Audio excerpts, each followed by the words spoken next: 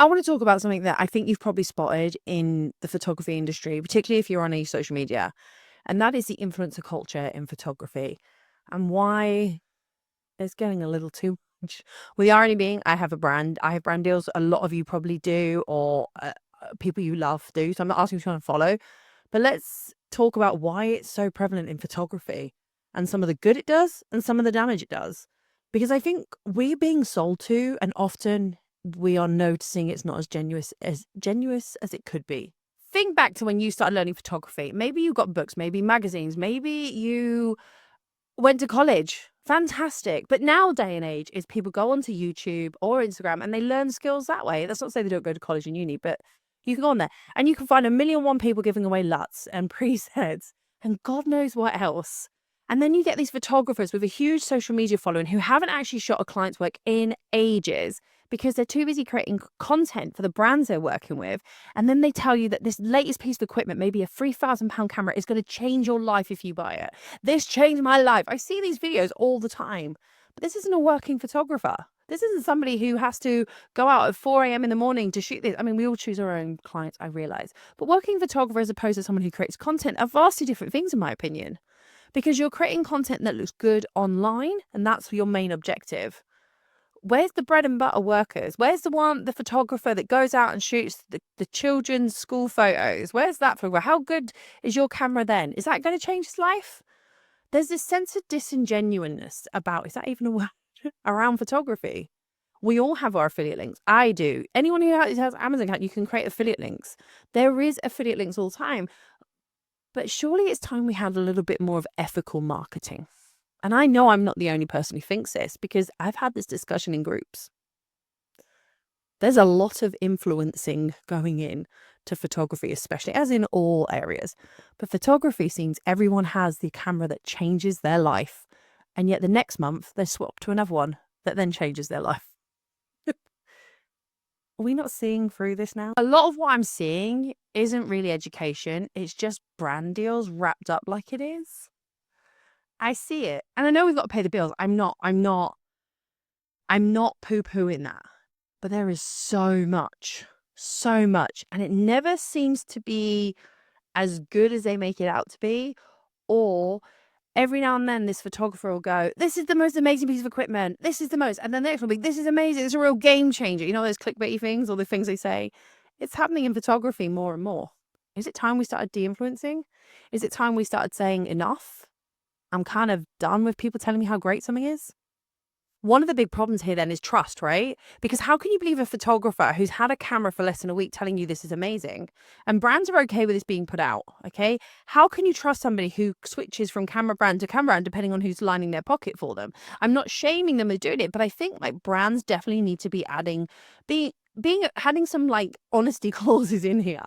Like, you can't claim it's the best camera ever if you were literally using another system previously, but now you're being sponsored, you're going to say this one. I mean, like hyping up certain camera systems when you've not actually taken it out in the field to use. You're not using it for a genuine job.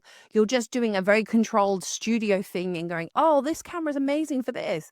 Or this lens is amazing for this. That's great. Field test it. Live with it a bit. Show me that you can use it. There's this whole sense of disingenuousness, and I can't be the only one who sees this. They're telling us to buy all this gear, and we know the saying, the best gear is the one you've got. Now, you can by all means buy other gear to make your life better. But I'm not sure I'm going to keep falling for the whole, this is the camera that's changed my life. This is the lens. This is the product. And I don't do that with my affiliated links. I don't do that with the products I use. I waited for ages before I started talking about the ones I use. I actually, with one of the retouching software I have a link with, I wouldn't say I liked it until I tested it for about a month. And I tested it on all skin textures, freckles, scars, everything. I wanted every variety because I can't say I endorse something if I don't actually know it. And I said this story ages ago. I was asked and offered money to say I used a brand, even though I'd never used it. They said, oh, we'll send you the product maybe 2-3 days before you're going to do this thing. There was a thing I was doing and they wanted me to platform them. And then I'm like, how can I stand on the stage and say that I used your product? How? On TikTok, I was reached out to say, hi, we want you to review this thing for us. I'm not going to say what product it was. We won't be able to send it out to you just yet, but if you could say how great it was and how much you were so excited to have it, and then we'll send it out to you. No, certainly not. I can't be the only one this is happening to. And I wonder how many people actually fall for it, do these videos, or take the money and say what they say. Because I'm starting to feel like certain times it's like, oh, you like this brand now. Oh, you like that brand last. Wait, I can't keep up with what you're doing. You know? The idea that we have to create money not just from photography but from brands is amazing, right? We have a dual income. I'm not slating that. But when I start to feel uncomfortable is when brands will happily, like for example, why would you give a product to somebody if you know that they are going to then go review the competitor? Or if they're not, have at least a clause in there to say, hey, you can't review the competitor for X amount. Because I don't think I'm buying it. I don't think I'm buying it. And it makes me trust the brands less. And the person who's doing it, I mean, get that dollar. I mean, if people are going to buy it, buy it. But maybe we need to start saying, hey, less of the clickbaity titles, which I've probably used in this one. But you get what I mean, right? Now, I do have a real life example for you. I'm going to not put names in because I think that's unfair. But there was, let's not even use photography, okay? Let's use a makeup brand.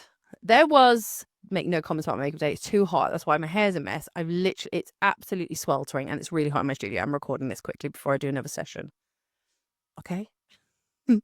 There was a makeup brand that went around and paid all these people to use their makeup, right? And it wasn't the best makeup, okay? It was claggy on the skin. It wouldn't stay. And people were saying it's the best thing ever.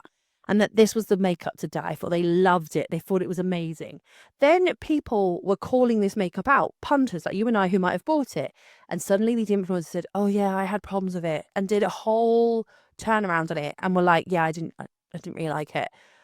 It damages not just the influencer reputation, but it also damages us because it makes us less reluctant to want to buy. Now, I know it's just about makeup, but even in photography, we're seeing this, okay? I'm seeing people who do brand deals with certain things and then not actually enjoy using it. But because the money is better and brands will happily chuck money at them, they continue to use it. And I think there's this idea that if you get affiliate links, even if it's not paid, you're more of a legit photographer.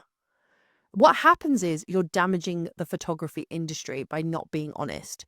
There is no problem in you reviewing a product, loving a product, but you have to be honest about it. You cannot say something changed your life if all you've used it for is 48 hours. No. 48 hours is never enough time to test a product. Never. I don't care what anyone says. It's not. It's just not. But I also think we now have a problem as a photographer because there's this expectation that now we have to be a content creator. We have to create reels and pictures that are specifically about the product that we've been sent. So then we create scenarios that we probably wouldn't do, or do a shoot that we probably wouldn't actually do just to make this product look good and to sell this product. I'm all for it. You got to get that dollar. But what it says to the audience is this is how good it can be if you do this. Not that we actually had to stop what we normally shoot to recreate this to fit in with the brand's expectation. And then there's also this knock-on effect where people think because you have to be a photographer, you also have to be an influencer. You also have to be on TikTok 5 times a day. You have to have branded presets. You have to have this, you have to have this. And it's taking away a lot from photographers and putting a lot of stress and how do I say this? Pressure on new photographers to somehow try and be that. Okay. There are many influence photographers on YouTube, on Instagram that I trust. I do trust. Because when a product is bad, they tell us. Person who I love is Khandie he was formerly of Digital Rev. He's got his own channel now, and I'm not hyping up, but there's something very genuine about him. If he doesn't like something, he tells you. It doesn't feel disingenuous. Maybe you think it is, but whereas sometimes he's reviewed a product and he said it, I feel like said it how I would want it said to me. You go look at that product reviewed by somebody else and they use words like, this has changed my life, this is amazing, this is incredible. And I know who I'm going to trust more. I just know. He'll put it through its paces, or he'll say, I've only got 48 hours to trust this. I'm not sure what I can photograph in this, but let's go through it. And you see it and he talks about things. I think for me, that's a better sell. That's a better sell to me. But I also want to say you don't need to be an influencer to be a good photographer. I know some amazing photographers who aren't influencers. They don't post. They don't do anything like that. They just enjoy the art of photography, however it presents them, and they have a great time. They're not bogged down by worrying about, oh, I need to create a reel for this brand. They're not. They're not tagging everybody left, right, and center because they need to get the eyeballs on their work so that they can be seen as a real photographer. Another thing that's really popular on social media is to show behind the scenes, right? You have this thing, right? You can see now I'm shooting with natural light. It's changing the quality. I'm tired. I'm hot. I'm sweaty. I don't want to put all the lights on because they're going to be warm, okay? I have yet to invest in some decent video lights. Come for me. I'm okay. And yet now we're seeing behind the scenes being heavily staged and it's all perfect. And now we're feeling like, oh, wait, hang on a minute. That's not what I look like. We're having this kind of this uncomfortable feeling that our working space isn't how it should be. We're not as good as we should be. It should be slick. It should be very aesthetic. So what can we do as photographers? What can we do? Well, I think we need to ask for more transparency and question our creators. How long have you had this camera? Did you try it like this? Have you done this with it? What's the battery life on it? What's it like? Does it overheat? What's it done like an all-day wedding? Like, really do it. And then ask for brands to do better. I'm all for brands that don't tell me that I need to give a positive review. I should want to give a positive review, but don't be telling me I have to. Okay. I think if you genuinely want people to believe in your brand, you should be comfortable with having some maybe not so great parts of it. Hey, it's an amazing camera. It feels good in my hand, but the grip's too small for me. I would like it a little bit longer or a bit whatever. The battery life isn't as great as it could be, but not to where you can buy extra batteries. But you have to be honest. I'm fed up with this tripe of it's the best thing ever when it's not, because the next thing next week will be the best thing ever. I also think we need to support real creators. People actually, they're hustling, actually working for a living, actually doing stuff, doing some good, getting the clients in, a working photographer as opposed to somebody who creates reels and gets content. There is nothing wrong, by the way, in doing your job and creating reels. But when you see photographers who aren't as genuine as they could do, constantly getting the deals because they get the followers, because they do the viral things, and it's like a double-edged sword. The brands need publicity. I get it. The brands need publicity, and then the only way to get the publicity is to go to the person with the highest turnover.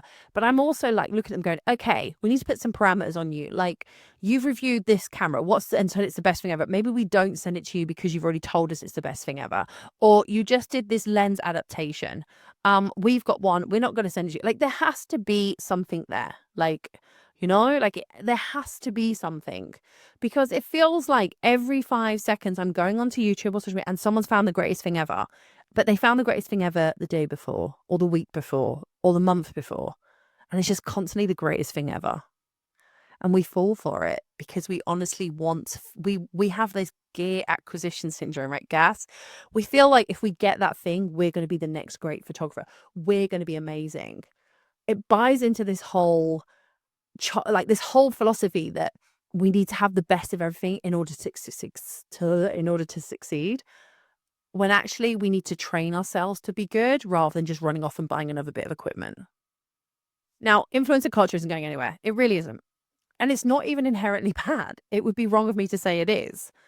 But it doesn't replace authenticity, education, and trust that has been built over because you have a good reputation. I think we should push toward brands to be more honest and tell them how it is if we don't like it. I think it's okay to teach and say, I'm still figuring this out, but this is what I do. Be honest about it. I also think you can build a community without feeling like a walk-in sales funnel. So here's my challenge. Can we be more like that photographer that just creates because we creates YouTube channels talking about stuff like this, enjoys what we do? Because I'll be honest, if I see one more person telling me this is the greatest thing ever, I'm going to be like, I want people to show the mess more. I want to see more authenticity. I want to see the gripes, the miserable, the process, the reality. I don't just want the polished grid anymore. I don't. Because photography, it deserves to have more than just a curated content creation. Is that even a correct term to say?